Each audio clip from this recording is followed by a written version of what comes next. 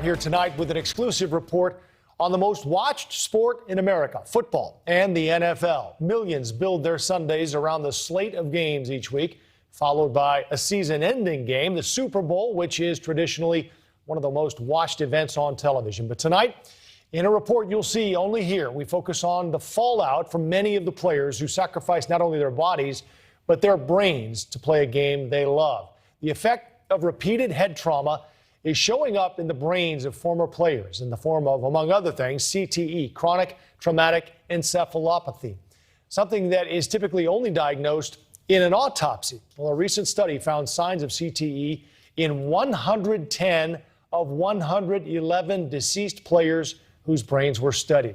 At issue tonight is a massive $1 billion settlement, payments the NFL agreed to make to players who suffer from dementia, Alzheimer's, and other cognitive problems. This story, though, focuses more on the players who didn't get a settlement, based on a number of factors, they argue, including race. Investigative reporter Rich Mchugh has spent 6 months digging into this story, the players and the doctors, and tonight he starts with the players who say they are now caught in a legal showdown that's not only unfair, it's unjust.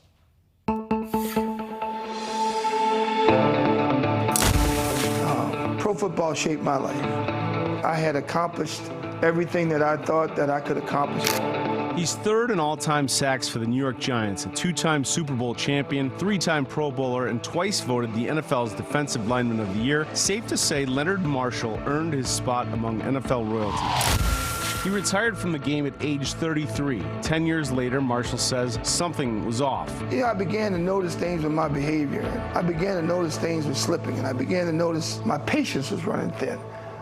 With people I loved and cared about. I didn't quite understand it. I came home and he said I had an episode, and I called the local authorities, and I felt I wanted to kill myself. Leonard's wife, Lisa.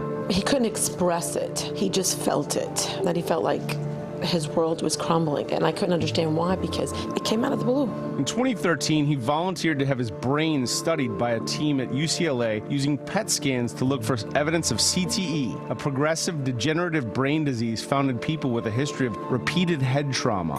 They concluded that Marshall did, in fact, have CTE. Was there any warning that this might be a bad thing for your mental health or your brain or anything like that? Back in my era of football, we didn't talk about concussions. There was no warning whatsoever. I mean, I knew when I signed up to play in the National Football League that I would get beaten, battered, and bruised. But what I didn't know was that traumatic brain injury would become so prevalent.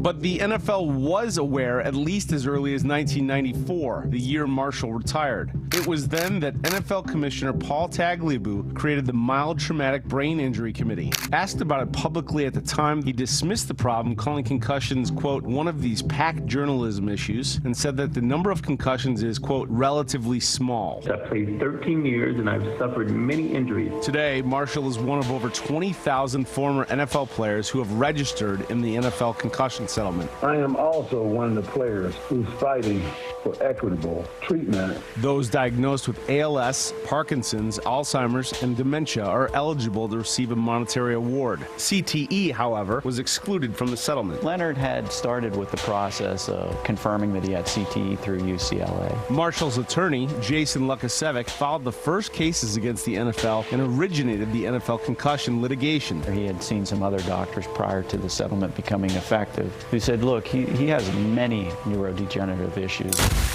Diagnosed with dementia and Parkinson's disease, Marshall filed a claim with the NFL concussion settlement. In 2017, his claim for Parkinson's disease was approved, entitling him to a monetary award of $1.9 million. But months later, the NFL claims administrator reviewed his claim and reversed the award, stating that his Parkinson's diagnosis was not generally consistent with the settlement criteria because his condition was, quote, stable, not characteristic of the progressive decline of Parkinson's, and also because alternative explanations are likely, namely CTE. Just like that. And that I had to see another set of doctors. And I'm like, what kind of game is this? You're approved. Actually, hang on. You're not approved. We challenge this, and you got to go through the whole testing all over again. Correct. And in the process of seeing those doctors, his neuropsychological tests somehow improved. But the reasoning and rationale that they did is because they applied race-based normative data to Leonard. The settlement agreement negotiated by the NFL required the neuropsychologist to apply the race-based norms, which is to say they adjusted Marshall's results because he is black.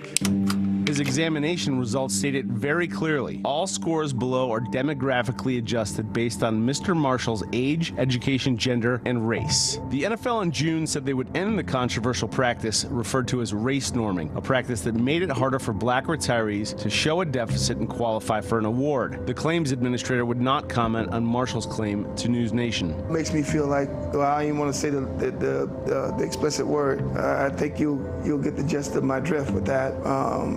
It hurts. When race is used to differentiate between people of the same group organization, that's a civil rights violation and it needs investigated. I am a victim of race norming. I am a victim of race norming. Race norming is ridiculous. It's got to go. Class counsel Chris Seeger, he's got to go. Chris Seeger, the attorney who negotiated the settlement on behalf of the players, toured the country in 2017 singing its praises. I think it's really, really good. And it accomplishes the goal that we set out to achieve from day one, which was to get help to the players and their families who need it now. Seeger also initially said he saw no evidence of racial bias in the administration of the settlement fund, but recently pivoted and apologized for any pain the program has caused. He also said those with a diagnosis prior to 2017 would be paid. Because if you have a diagnosis of a neurocognitive or neuromuscular problem before that date, and it was done by a board-certified, legitimate doctor, those diagnoses will be honored in the settlement. But that's not what happened with Marshall. Seeger declined to comment, citing a recent gag order in the case. Because this isn't a settlement. This is a claims process that less than 5% of the former players have only been paid. I truly believe that the Attorney General's office or the Department of Justice needs to look at what's going on here. In the 7 years since the settlement was created, NFL reports 20,558 registered class members, just over 3,200 claim packages received, less than 1,300 players have been paid. And yet, the attorney who negotiated the settlement, Chris Seeger, has been awarded at least $64 million by the judge presiding over this case. Why is there unfairness to these former players? It's obvious it's a broken system. Why is everybody getting paid but these former players? It's obvious that something has failed here.